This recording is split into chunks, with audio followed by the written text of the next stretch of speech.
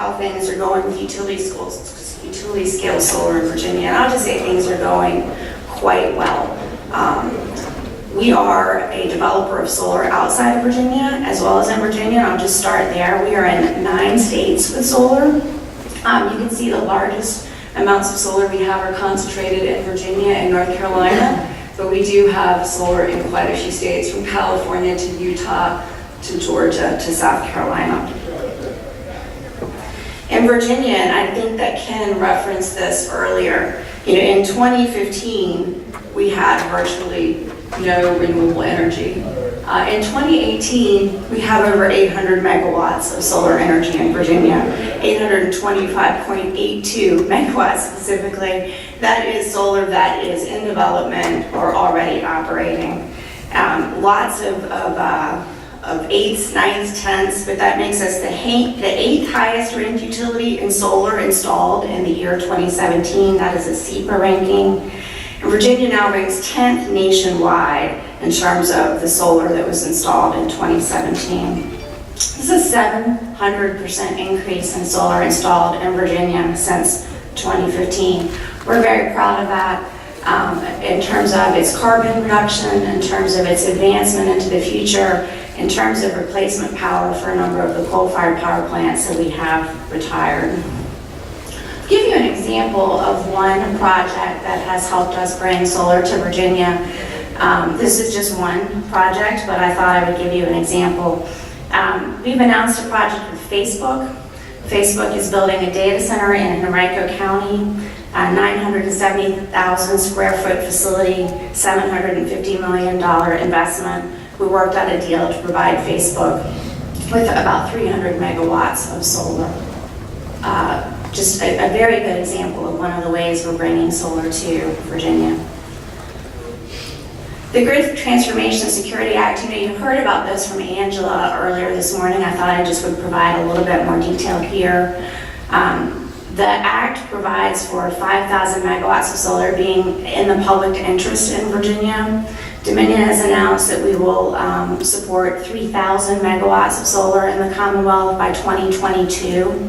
500 megawatts of rooftop solar is in that act, so not just big utility scale solar, but also megawatts of rooftop solar. Offshore wind, we have a case with the commission right now to put 2 6-megawatt turbines offshore in Virginia Beach. Hope that will move forward expeditiously. I should say also that the Grid Transformation and Security Act, our first 3 years of that 10-year program are also at the State Corporation Commission waiting for approval. And something that was just happened yesterday, our community solar program was approved by the State Corporation Commission, so that will be moving forward. Also part of the Grid Transformation and Security Act is something we're very excited about because it's new for Virginia, is a 30-megawatt storage pilot project. The State Corporation Commission is currently putting in guidelines for that storage pilot project program right now. And once the guidelines for that program are in place, we'll move forward with something as far as a storage pilot. Opportunities there for pairing storage with solar and other applications of storage on our grid. Finally, one of the provisions of the Grid Transformation and Security Act that I think is relevant here is the stakeholder process that was put in place for the 4 issues that Angela talked about earlier. Community solar, how's it going? Corporate procurement, how's that going? Siting, how's that going? And then finally, net metering.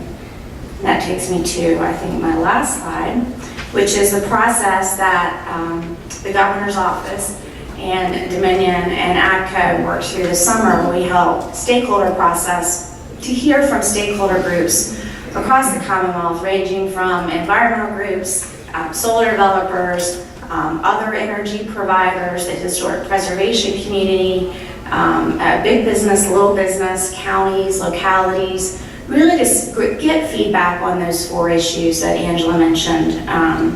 Lots of feedback. There will be a report that comes out from Meridian, and it will be an attachment to the report that we're required to provide to the General Assembly November 1. So it's sort of a highlight of how things are going with utility scale solar. I don't know if you want to take questions now or wait, or... Yeah, let's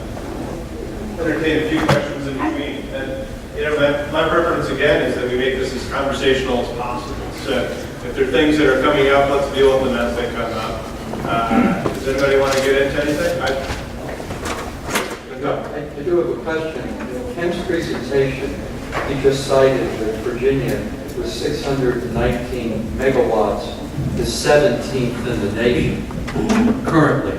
And then you've just given us a statistic that total solar capacity in Virginia, according to Dominion, is 825.82. There's a discrepancy there. Please try to help us understand why. I think Ken said there was a little, his numbers were a little outdated. I think he said it was up around 800 now. I don't know if Ken is still here. Yeah, you mentioned projects that are under development. Right. Mine didn't include projects that are under development. Okay. Projects under development being the discrepancy. Right. Yeah. And the rankings, you can look at things a zillion different ways. So that's why I tried to explain what each ranking was, the 4th, the 6th, the 8th, the 10th. I guess the bottom line is that we're moving up in the rankings and doing well if you need a bottom line. Yeah, so as the research community, I get to ask the question, where do you guys get your information from? This is maybe a broader question for everybody. As far as answering the question, how is it going? You mentioned SEPA and SIA. Yeah. So these are, one is an industry group. What's SEPA? Right, so let me just start with this one. 6th in the nation for solar ownership among utility holding companies. That's based on SNL data. SNL was recently bought by Standard & Poor's, so it's the SNL database of solar projects. SIA is a solar energy, help me out, you guys are all solar people, solar energy. Solar Energy Industries Association. Thank you, and SEPA? SEPA is the Smart Electric Power Lines. Okay. There you go. And so we have data coming that is being self-reported from the industry up through the regulatory structures and then being aggregated in some quarters, but that is not necessarily true for all the different applications of the technology. And EIA also has a data set, but the EIA data set is updated less frequently than these other sources, so it lags quite a bit. Yeah, EIA is the U.S. Energy Information Administration. That's what I was about to say, and you're right, that data is only updated annually, but it's very comprehensive, and it looks at solar and other energy issues from a number of different angles. Yeah, EIA is a gold standard. It's pretty outdated compared to other sources. So one of the other clarifications I was hoping to get into. Sure. What do you mean by energy storage, and how is that sort of showing up in Virginia currently, and where is it? And I know, Ken, you've had a lot of conversation around this as well. So, there's 30 megawatts, you said? 30 megawatt storage pilot program. But then this is set to be a much larger conversation. Is that fair? I think that's fair. There are other jurisdictions that are moving forward with larger goals. I'm seeing lots of little dots out in the area. I just said nothing was going on. What's going on? What's that all about? So the reason it's 825.82, because we don't build 0.82 size projects, is that they're schools. So we have a solar for schools program. Okay, so they're small distributed systems. Yes. Yes. We don't have any large solar facilities in Southwest Virginia yet. Okay. And on the subject of storage, we're getting ready to release an RFP to do a study of barriers to storage in Virginia, and that ought to hit the streets if everything holds as it's going by next Friday. Okay. It's very exciting. Storage, the applicability of storage to solar is very exciting. And there are other applications for storage. Utilities can use storage in a lot of different ways. Is Dominion specifically, or utilities are investing in the technology itself, so as a sort of a resiliency measure for the grid itself? So that's one application, and we'll have some ideas about what we'll be investing in after the rules for the pilot program are put forward. Okay, and then in the rules... The guidelines, I think they're guidelines rather than rules. Is there a provision for how this technology shows up for utilities, and is that different for localities, local governments, or is it all kind of an umbrella under the same language? Or maybe that's not thought about.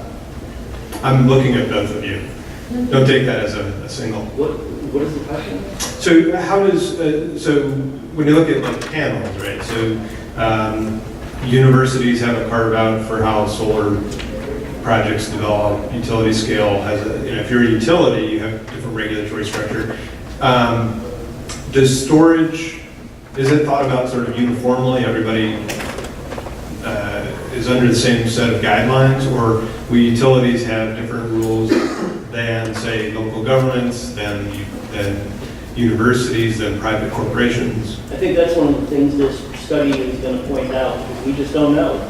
And regarding things like interconnection, I believe a docket was opened yesterday to look at the interconnection standards for, well, just interconnection standards. And in my conversations with the State Corporation Commission, they were going to be considering storage as part of the upcoming changes to the interconnection.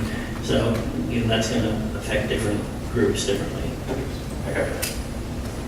Other questions for Lisa? Patrick? I had a real quick one. Thank you for your presentation, first of all. On the previous slide, you had something called the Kitty Hawk microgrid, and I just wasn't familiar with that. I was hoping maybe you can tell us a little bit about it. Well, I'm going to have to point you to our website. I know we have a microgrid in Kitty Hawk. That would probably be the extent of my knowledge. Very good. I'll check it out. Thank you. Thank you. It is on our website. Sorry about that. No problem. Any other pressing questions, or should we move on to Tony? One more. Where would you recommend for people in the Commonwealth to look for a breakdown by county and city about the number of megawatts of solar? And because we can get those kind of statistics for all other variables that we need to look at in county government, but I don't know where the go-to source of information is to be looking at comparatively how one county is doing versus another. So we have a list of projects that make up the 825, whatever it was, 825.82, and that lists them by name and location. And I'm quite sure that's public. So I'll have to get back to you, and if it is public, I'll provide it to everybody who was at the conference. It's just a That one-pager. just does Dominion. I was Yes. interested in everybody. I can only answer for Dominion. No, I You can understand. see most of them are in our service territory in any case. I wondered if there was anybody else in the room that knows where there's a resource like that. Probably doesn't exist. Yeah, so having looked at some of that kind of a question over the last year or two, the data, the information is fragmented, and it's usually collected and reported based on whoever's collecting, whatever the interest is of the person collecting it or the group collecting the information. So there still is a need to do some aggregation of energy reporting. And the best numbers we have tend to have a lag in when they are reported publicly available.